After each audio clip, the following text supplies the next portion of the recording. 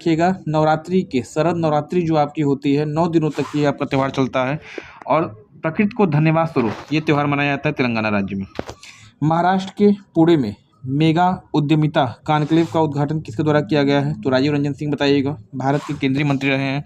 और साथ ही साथ माउंट ईबू ज्वालामुखी जहाँ पे हाल ही में सक्रिय उद्गार हुआ है, यह किस देश में स्थित है? तो इंडोनेशिया इसका उत्तर हो जाएगा।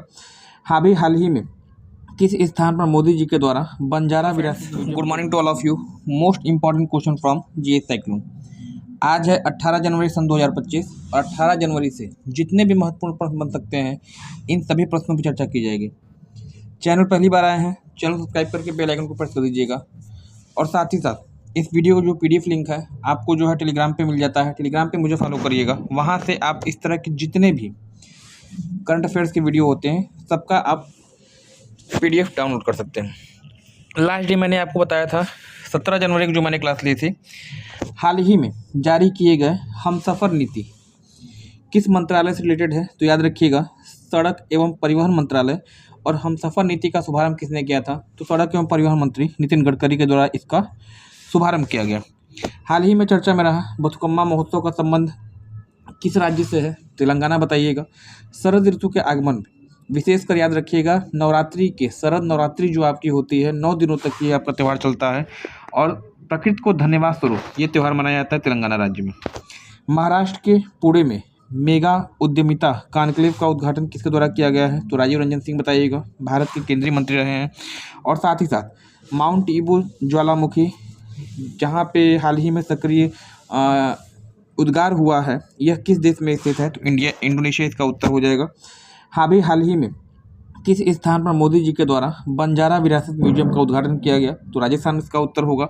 और वहीं अगर देखा जाए तो अभी हाल ही में किस राज्य में स्वामी विवेकानंद युवा शक्ति मिशन की शुरुआत की गई है? मध्य प्रदेश।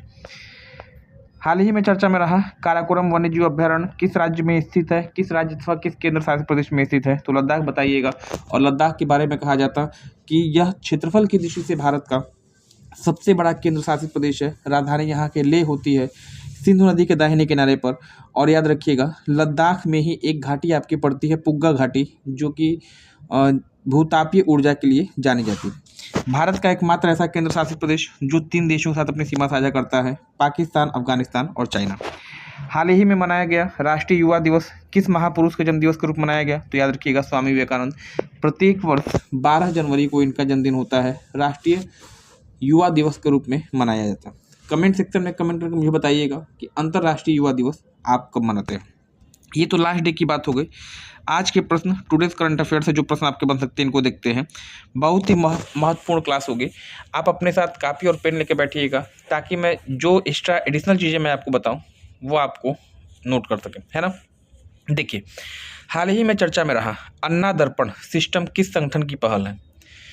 केंद्र सरकार की ये पहल है। और किस संगठन से ये जुड़ा हुआ है, किस संगठन द्वारा इसका स्टार्टिंग किया गया, ये आपसे पूछा गया है। भारतीय खाद्य निगम, राष्ट्रीय आपदा प्रबंधन प्राधिकरण, नीति आयोग या फिर परिवार एवं स्वास्थ्य कल्याण मंत्रालय। अन्ना दर्पण सिस्टम का संबंध किस मंत्रालय से है? तो याद रखिएगा इस सिस्टम की जो शुरुआत है वह भारतीय खाद्य निगम यानी FCI के द्वारा की गई और चर्चा में इसलिए रहा था। इसके संबंध में कुछ महत्वपूर्ण फैक्ट है जो की पॉइंट के अंतर्गत मैं आपको दिया हूँ, इसको थोड़ा सा एक विस्तार से पढ़ते हैं इसके बारे में। देखिए भारतीय खाद्य निगम यानी FCI ने अपने डिजिटल परिवर्तन परियोजना अन्ना दर्पण के लिए कोफरेज लिमिटेड को सिस्टम इंटीग्रेटर के रूप में चुना है। इस परियोजना का उद्देश्य आपूर्ति श्रृंखला प्रबंधन को सुव्यवस्थित और सुधारना है। यह परियोजना डेटा एनालिसिस का उपयोग करके रणनीतिक और परिचालन निर्णय का समर्थन करेगी। अन्ना दर्पण क्या है वो मैंने आपको बताया, FCI से रिलेटेड होगी।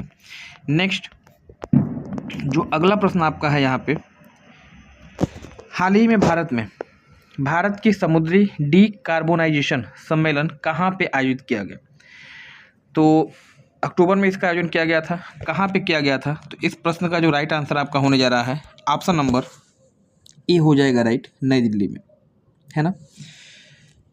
भारत की पहली है समुद्री डीकार्बोनाइजेशन सम्मेलन है, इसलिए इम्पोर्टेंट हो जाता है। और इसके बारे में अगर देखा जाए तो यहाँ पे की पॉइंट के अंतर्गत कुछ चीज़ें मैंने आपको बताई हैं। भारत में डीकार्बोनाइजेशन सम्मेलन जो बंदरगाह मंत्रालय और एशियाई विकास बैंक के द्वारा सह आयोजित किया गया था, नई दिल्ली में संपन्न हुआ। इसमें ग्रीन शिपिंग और सतत बंदरगाह के संचालन के महत्व पर जोर दिया गया है। इसका उद्देश्य भारत में समुद्री क्षेत्र को वैश्विक जलवायु लक्ष्यों को संरेखित करना है, जिसमें हरित सागर, ग्रीन पोर्ट के दिशा निर्देशों और 2070 तक नेट जीरो कार्बन उत्सर्जन प्राप्त करने का लक्ष्य पे चर्चा की गई है। तो यह आयोजन कहाँ पे हुआ था तो बताइएगा, भारत की राजधानी दिल्ली। नेक्स्ट जो अगला प्रश्न है आपका यहाँ पे, हाल ही में चर्चा में रहा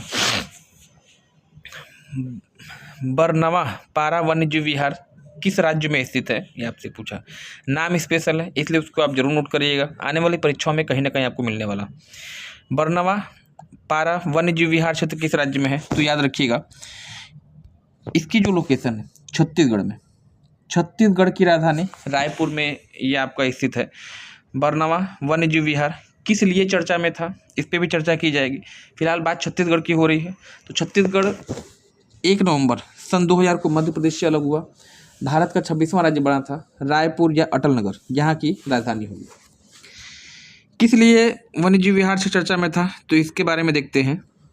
छत्तीसगढ़ के बरनवा पारा वन्यजीव अभ्यारण्य में दो जंगली भैंसे जन्म इस संकटग्रस्त प्रजाति के संरक्षण को बुजुर्ग बढ़ाता है। देखिए जो जंगली भैंसा है वह छत्तीसगढ़ राज्य का राजकीय पशु है और इस वन्यजीव विहार में 2 जंगली भैंसों का जन्म हुआ है और यह इस उम्मीद को प्रेषित करता है कि यह संकटग्रस्त जो प्रजाति है उसका संरक्षण हो सकेगा। यहाँ पर यह अभ्यारण्य रायपुर जिले में स्थित है जो मालमेड़ी और जोक नदियों के से घिरा हुआ है। भारतीय जंगली भैंसा छत्तीसगढ़ राज्य का राज्य पशु है। आप मुझे बताइएगा जोक नदी किस नदी की सहायक है, आप मुझे कमेंट सेक्शन में कमेंट करेंगे। नेक्स्ट जो अगला प्रश्न आपका है, लोथल में राष्ट्रीय समुद्री धरोहर परिसर का उद्घाटन किस मंत्रालय के द्वारा किया गया। अभी हाल ही में गुजरात में स्थित आपका सिंधुकालीन सभ्यता का स्थल है लोथल, जहां पर प्रधानमंत्री जी के द्वारा राष्ट्रीय समुद्री धरोहर परिषद का उद्घाटन किया गया है। किस मंत्रालय ने इसका उद्घाटन किया आपसे पूछा गया है। तो इस प्रश्न का जो राइट आंसर आपका होने जा रहा है ऑप्शन नंबर ए, बंदरगाह, पोत परिवहन एवं जलमार्ग मंत्रालय के द्वारा यह धरोहर परिसर स्थापित किया गया। इसके बारे में कुछ की फैक्ट है जहां से प्रश्न आपका बन सकता है। देखिए केंद्रीय मंत्रिमंडल ने 9 अक्टूबर 2024 को गुजरात के लोथल में राष्ट्रीय समुद्री धरोहर परिसर को मंजूरी प्रदान की है। यह परिसर प्राचीन सिंधुकालीन स्थल पर 2 चरणों में विकसित किया जाएगा। इसका उद्देश्य प्राचीन से आधुनिक काल तक भारत की समुद्री धरोहर को प्रदर्शित करना है एवं अंतर्राष्ट्रीय स्थल बनाना है। नेक्स्ट मोस्ट इम्पॉर्टेंट क्वेश्चन आने वाले समय में यहाँ से प्रश्न आपकी बनने की पूरी संभावना रहेगी। देखिएगा हाल ही में चर्चा में रहा चैगोस द्वीप किस महासागर में स्थित है। चैगोस द्वीप की लोकेशन पूछी गई है। 4 महासागर, प्रशांत महासागर, आंध्र महासागर, हिंद महासागर या फिर आर्कटिक महासागर। चैगोस द्वीप किस महासागर में है और यह क्यों चर्चा में था। ऑप्शन नंबर सी होगा। पहले मैं प्रश्न का उत्तर देता हूँ और फिर इस प्रश्न का एक्सप्लेनेशन। पूछा गया चैगोस द्वीप जो है किस महासागर में है, तो उत्तर तो आपका हो जाएगा हिंद महासागर।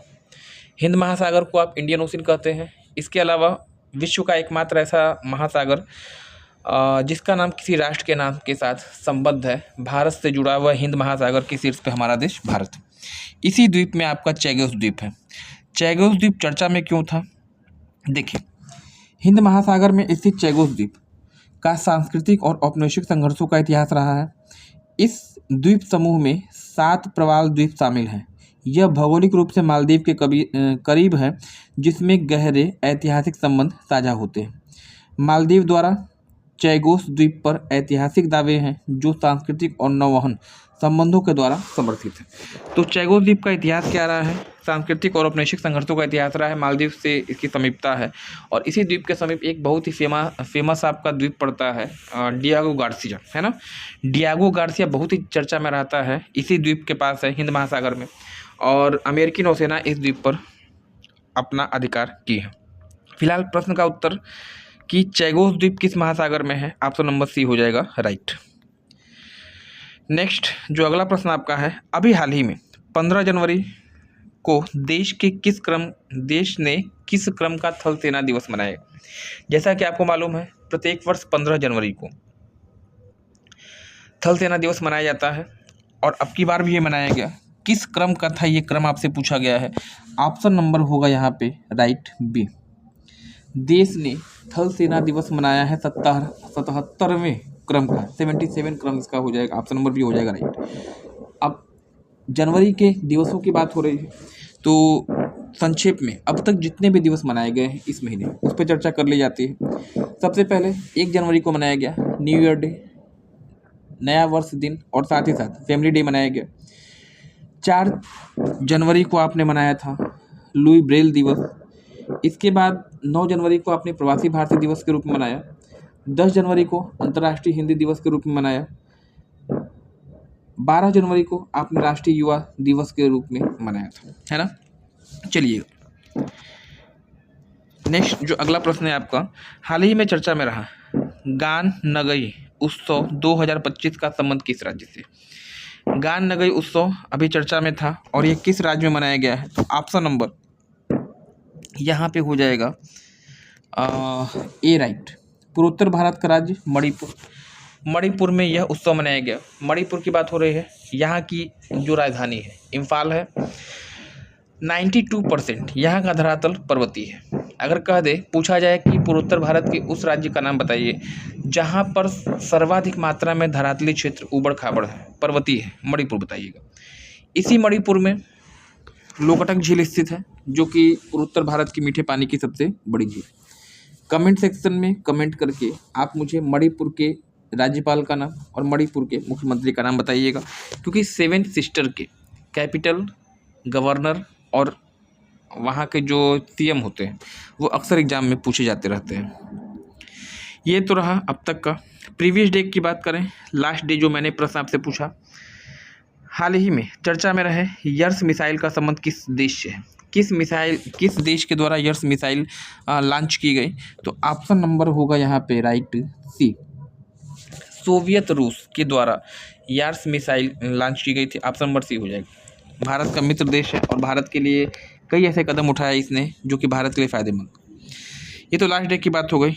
आज का प्रश्न और इस प्रश्न का उत्तर कमेंट सेक्शन में आप मुझे ज़रूर दीजिएगा। आगामी 26 जनवरी 2025 को जो गणतंत्र दिवस का समारोह होगा उसमें चीफ गेस्ट कौन होगा, मुख्य अतिथि कौन होगा, ये आपसे पूछा गया। अनुराग दिसानायके, प्रोबोवो सिबियांटो, किम जोंग या फिर जसप्रीत। इस प्रश्न का उत्तर कमेंट सेक्शन में कमेंट करिएगा। वीडियो को अधिक से शेयर करिए ताकि यह वीडियो उस अभ्यर्थी तक पहुंचे जिसे वास्तव में इसकी ज़रूरत है और जो वास्तव में दिल से कंपटीशन की तैयारी करता है, 1 नंबर 2 नंबर 4 नंबर से पीछे रह जाता है। और अगर वह आत्म अवलोकन करे तो यह पाएगा कि उसके 1, 2 या 3 नंबर कम होने की वजह क्या है? करंट अफेयर्स है। तो करंट अफेयर्स पे अगर आप कंसंट्रेशन बढ़ाते हैं तो जो कमियां आपके अंदर रह जा रही हैं वो आपकी यहाँ पे पूरी होगी। तो आज के लिए फिलहाल इतना ही, मिलते हैं नेक्स्ट क्लास में। धन्यवाद, थैंक्स फॉर ज्वाइनिंग मी।